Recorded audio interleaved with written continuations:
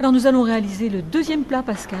Oui, le dos de cabillaud en papillote avec un petit jus herbacé qui va accompagner, qui va donner un petit peu la touche subtile et puis de raideur qui va sublimer le poisson. On va dire ça, et puis en plus c'est rapide, c'est-à-dire Oui. qu'on a choisi des recettes que vous pouvez réaliser très rapidement.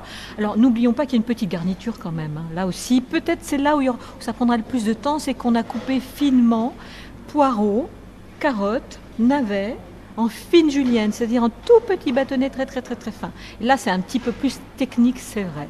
Alors si jamais vous n'arrivez pas à faire une julienne de légumes, vous allez me couper tout ça en petits cubes très fins, voilà. Et puis on va procéder de la même manière, on va faire étuver les légumes et on présentera de la même façon en fait. Si je peux me permettre, si éventuellement les gens ne veulent pas couper de cette manière-là, ils peuvent prendre leur rasoir à légumes, éplucher la peau et puis ensuite passer sur les carottes et les navets grâce à ce petit rasoir à légumes et faire des petites tagliatelles. Voilà, ça convient aussi. Nous obtenons une très belle présentation de cette manière-là également.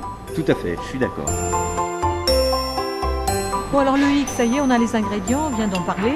Alors quelle est la plus grande difficulté sur ce plat, on va dire? Donc c'est de tailler les légumes en julienne. Donc il faut couper très finement. Faut un bon couteau?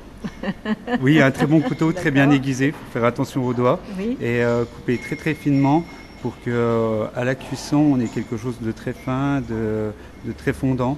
Alors on étuve, c'est-à-dire étuver, c'est mettre un peu de beurre, un peu d'huile et puis... C'est ça, salé, poivré, et on laisse réduire, il faut bien regarder, faire attention à sa cuisson, parce que ça va très vite. On met tous les légumes en même temps? C'est mieux de faire un par un. Ah, voilà, ça c'est très important Oui, à expliquer, tout à fait. parce qu'en fait ça ne cuit pas de la même manière. C'est plus ou moins long, notamment pour le poireau.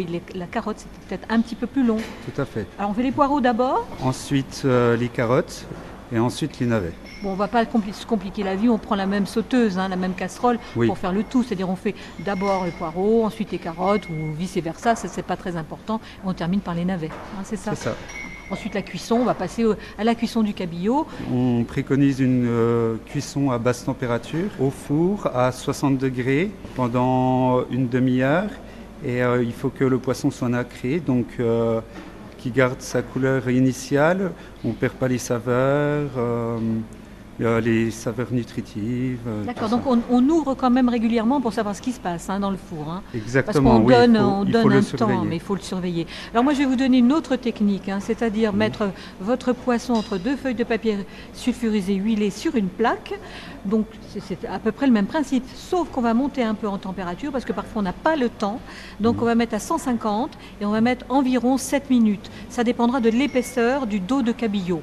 Mais le principe est le même, c'est-à-dire que ça va cuire un peu à l'étouffée comme ça et vous aurez un résultat à peu près identique. Il sera fondant, moelleux et on vérifiera aussi en cours de cuisson si tout se passe bien. À 1 ou 2 minutes près, on peut peut-être aller un petit peu en dessous ou un petit peu au-dessus. Et là, en fait, pour savoir s'il est cuit, on prend le doigt, on appuie sur le poisson et on voit si les lamelles de poisson s'écartent légèrement et là, on sait si c'est comme ça, c'est qu'il est prêt. Voilà.